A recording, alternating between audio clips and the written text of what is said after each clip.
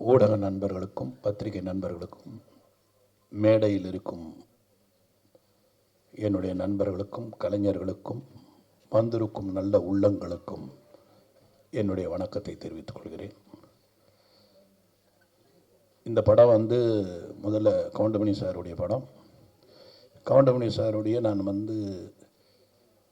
மேடையில் எல்லாமே வெற்றி விழா மேடைகளில் தான் நானும் கவுண்டமணி சார் இருந்திருக்கோம்.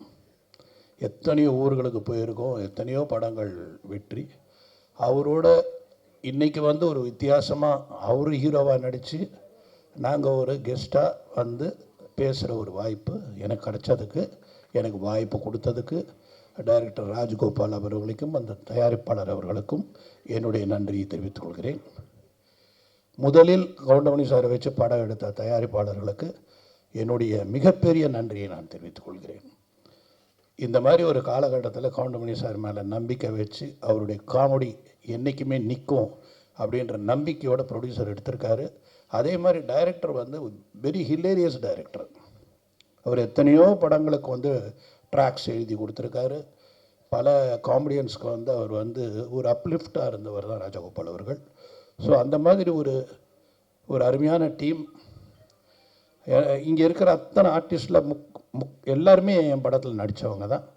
அதனால் அவங்கள பற்றி நான் எதுவும் பேசுகிறதுக்கு நேரம் இல்லை. ரெண்டாவது, டைரக்டர் ஏற்கனவே சொன்னார், இந்த படத்தோட டைரக்டர் இந்த மாதிரி 12:30 மணி வரைக்கும் தான் டைமுன்னு. ஆனால் அவரே ஒரு 15 நிமிஷம் பேசிட்டார். ஸோ இதுக்கப்புறம் பாக்யராஜ் சார் பேசணும். அதனால் எனக்கு என்ன பேசுனா, கவுண்டமணி சாரை பற்றி பேசணும்னா நிறைய இருக்குது, என்கிட்ட நிறையா இருக்குது. ஒரு விஷயம் கவுண்டமணி சாரை பற்றி சொல்லணுன்னா, அவருக்கு மேனேஜர் கிடையாதுங்க, அவருக்கு டிரைவர் கிடையாது,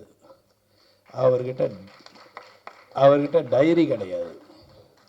டேட்டு சொல்லிட்டா போதும், மனசில் வச்சுப்பார் டேட்டை. இந்த டேட்டு இவங்களது, இந்த டேட் அவங்களது, அந்த டேட் இவங்களது அப்படின்னு மனசுலேயே டேட்டை வச்சு அவரே வண்டி ஓட்டிகிட்டு வருவார். அவருக்கு டிரைவர் கிடையாது.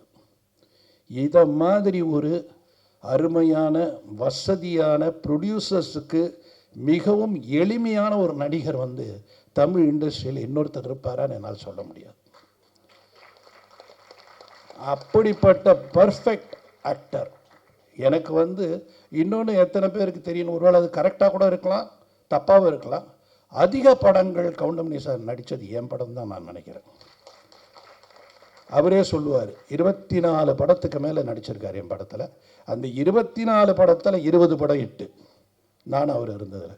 இதில் என்ன வேடிக்கைன்னா, நான் ஒரு 4 பேஜ் டைலாக் எழுதிட்டு சத்யராஜ் சாருக்கும் கவுண்டமணி சாருக்கும் டைலாக் சொல்லுவேன். அந்த 4 இவங்க 2 பேரை சேர்ந்து 6 ஆக்கிடுவாங்க. திரும்ப அதை படிக்கும்போது என்னால் எதையுமே கட் பண்ண முடியாது. அந்த மாதிரி 6 ஆகிடும் அந்த பேஜ். அது மாதிரி 2 பேஜ் கொடுத்தா 4 ஆகிடும். இப்படி அந்த பேஜஸில் சரி அதில் என்ன ஃபில்டர் பண்ணலான்னு பார்த்து, அதில் என்ன ஹைலைட்னு பார்த்து காமெடி பண்ணும் பொழுது இந்த 3 பேருடைய சக்ஸஸுக்கு காரணம் இந்த டீம் தான், அவங்க கான்ட்ரிபியூஷன் தான். அதாவது எல்லா படத்துலையுமே ஒரு கான்ட்ரிபியூஷன்றது ஆர்டிஸ்ட்கிட்ட இருந்து இருக்குன்னா அது ரொம்ப ரேர்.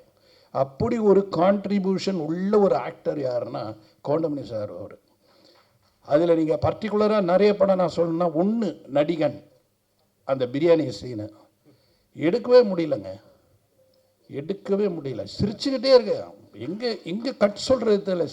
சிரிச்சு நான் மேக்ஸிமம் இவங்களுக்கு ஒரே பிளாக்கில் வச்சுட்டு திருப்பி க்ளோஸ்னு கட் பண்ணி திருப்பி அந்த டைலாக் எடுக்க பயமாக இருக்கும். ஏன்னா அந்த மாதிரி ஒரு காமெடி எத்தனை தடவை எடுத்தாலும் சிரிப்பாங்க.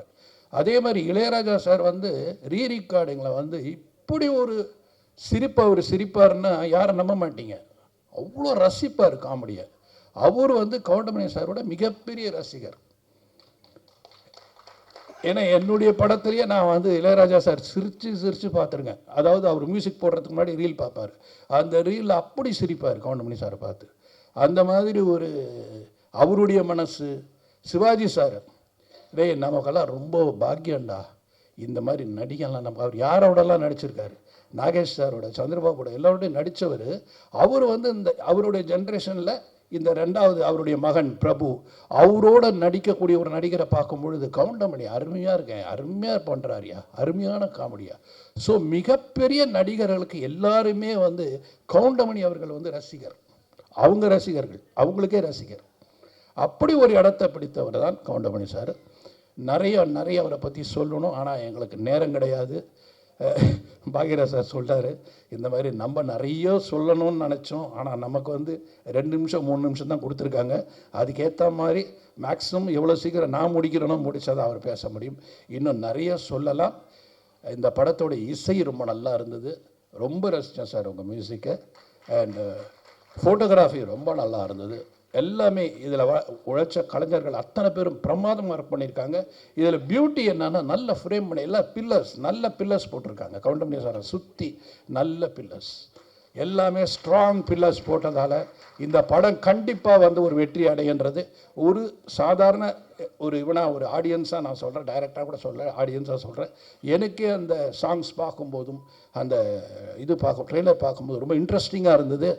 அதனால் அவருடைய பஞ்சஸ் இருக்கும். ஏன்னா ஒரு ஆக்டர் நடித்தாலே அவங்கள ஒரு வழி பண்ணிவிடுவார் அவர். அப்போ கிட்டத்தட்ட 36 ஆர்டிஸ்ட் அவர் என்ன பண்ணியிருப்பாருன்னு யோசிக்கிறேன் நான். விட்டுருக்க மாட்டார், எல்லோரும் ஒரு விற்பனை. அதே மாதிரி மன்னனில் வந்து அந்த உண்ணாவிரத சீன்லாம் எடுக்க முடியல.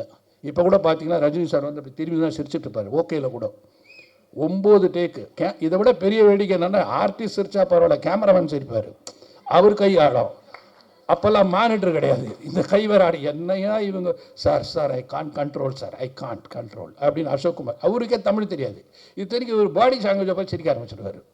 ஏன்னா what you D understand, no he is very funny, he is doing all fun இப்படின்னு பேசுவார் அவர். ஸோ எல்லாரையுமே மொழி தெரியாதவனையும் சிரிக்க வைக்கிற ஒரு நடிகர் யாருன்னு, அது வந்து கவுண்டமணி அவர்கள். ஸோ அப்படிப்பட்ட ஒரு அருமையான நடிகர் நமக்கு கிடைச்சதெல்லாம் ரொம்ப பாக்கியம். இந்த படம் மிகப்பெரிய வெற்றி அடையணும்.